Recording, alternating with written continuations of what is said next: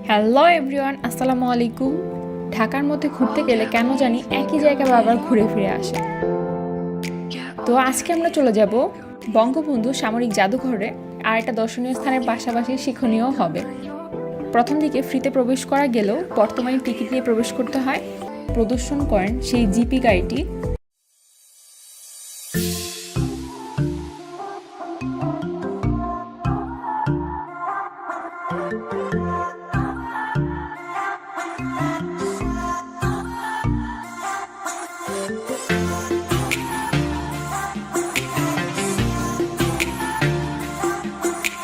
সামরিক জাদুঘরের নিচতলায় পশ্চিম পাশের কক্ষে একাংশের সম্পত্তি স্থাপন করা হয়েছে মুজিব কর্নার। এখানে স্বাধিকার আন্দোলন, মুক্তিযুদ্ধ এবং বঙ্গবন্ধুর স্মৃতি বিজড়িত 30টি আলোকচিত্র অঙ্কিত আছে। এই জাদুঘরটি প্রদর্শনের মাধ্যমে আমাদের সামরিক বাহিনীর ইতিহাস, সাফল্য এবং গুরুত্ব সম্পর্কে অনেক কিছু জানতে পারবেন। বাংলাদেশ সামরিক জাদুঘরের মূল ভবনে 8টি ভিন্ন ভিন্ন গ্যালারি রয়েছে। এদের মধ্যে 4টি গ্যালারিতে তীর, ধনুক সহ আদিম যুগের অস্ত্র থেকে শুরু করে ডিবিবিএল গান, এসবিবিএল গান, বিশেষ ব্যক্তিদের ব্যবহৃত হাতিয়ার, এলএমজি, এসএমজি, মর্টার, স্প্যালো সহ বিভিন্ন অস্ত্র সর্বসাধারণের প্রদর্শনের জন্য রাখা হয়েছে। আর বাকি 4 গ্যালারিতে আছে সশস্ত্র বাহিনীর পোশাক পরিচ্ছদ, র্যাঙ্ক, ব্যাজ, ফিতা, মুক্তিযুদ্ধে পাকিস্তানি বাহিনীর আত্মসমর্পণের দলিল, সেক্টর কমান্ডোগণের পোর্ট্রেট, বীরশ্রেষ্ঠদের পোর্ট্রেট, প্রাক্তন সকল সেনা প্রধানের তৈলচিত্র। এখানে সব থেকে ইন্টারেস্টিং জিনিসটা হচ্ছে আন্ডারগ্রাউন্ডে। এখন আমরা আন্ডারগ্রাউন্ডে যাচ্ছি।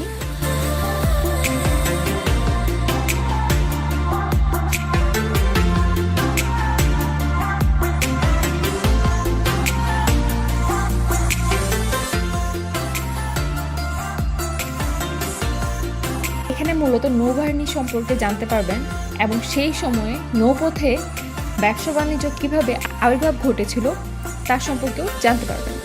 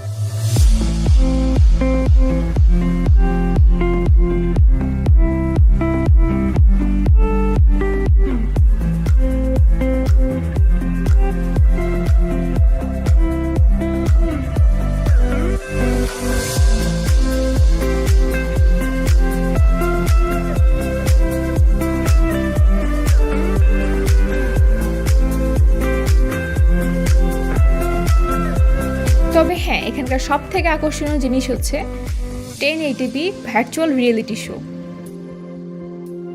এখানে দাঁড়িয়ে মনে হচ্ছিল যেন আমি বাস্তবের সমুদ্রে যুদ্ধ অবস্থায় আছি এবং এটা কাছে থেকে দেখা খুবই ইন্টারেস্টিং। আমি সাজেস্ট করব যারা এখানে যাবেন অবশ্যই এটা মিস করবেন না।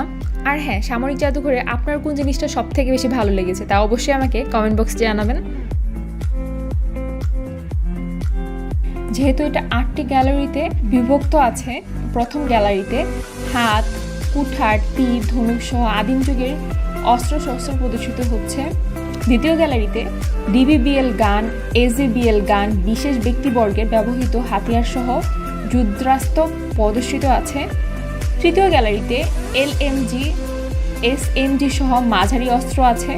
চতুর্থ গ্যালারিতে মর্টার, স্প্যালো, এইচএমজি সহ ভারী অস্ত্র সর্বসাধারণের জন্য প্রদর্শন করা হয়েছে। পঞ্চম গ্যালারিতে প্রদর্শিত হচ্ছে সশস্ত্র বাহিনীর শীত ও গ্রীষ্মকালীন পোশাক পরিচ্ছদ, র্যাঙ্ক, ব্যাজ, ফিতা ইত্যাদি। ষষ্ঠ গ্যালারিতে প্রদর্শিত হচ্ছে মহান মুক্তিযুদ্ধে পাকিস্তানি হানাদার বাহিনীর আত্মসমর্পণ দলিল, সেক্টর কমান্ডোগণের পোর্ট্রেট এবং কিছু ব্যবহার্য বস্ত্র। সপ্তম গ্যালারির নাম দেওয়া হয়েছে বিজয় গ্যালারি। এতে সশস্ত্র বাহিনীর যেসব ব্যক্তি মহান মুক্তিযুদ্ধে জীবন দিয়েছেন সেসব বীরশ্রেষ্ঠদের পোর্ট্রেট, সংক্ষিপ্ত জীবনী প্রদর্শনের ব্যবস্থা করা হয়েছে। অষ্টম গ্যালারিতে প্রাক্তন সকল সেনাপ্রধানের তৈলচিত্র এবং বীরশ্রেষ্ঠ বীর প্রতীকদের নামের তালিকা রয়েছে।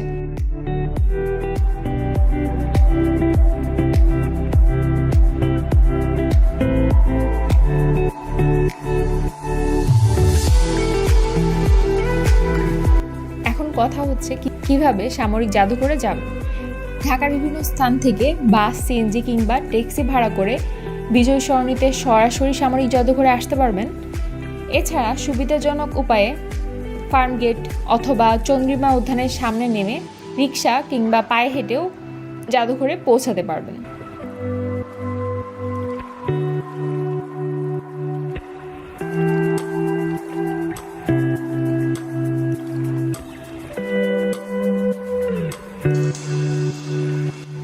আর হ্যাঁ, এখানে বের হওয়ার সময় হাতের ডান পাশে স্টার সিনেপ্লেক্সের ব্যবস্থা আছে, এছাড়াও রেস্টুরেন্ট আছে। আপনারা চাইলে লাঞ্চ আওয়ারে আসলে এখানে লাঞ্চ করে নিতে পারবেন। সো আজকের ঘোরাফেরা এ পর্যন্তই ছিল। আই হোপ ভিডিওটি সবার ভালো লাগবে। If you like my video, make a thumbs up, do share and subscribe to my channel. দেখা হবে নতুন আরেকটি ভিডিওতে। সবাই ভালো থাকবেন। আল্লাহ হাফেজ।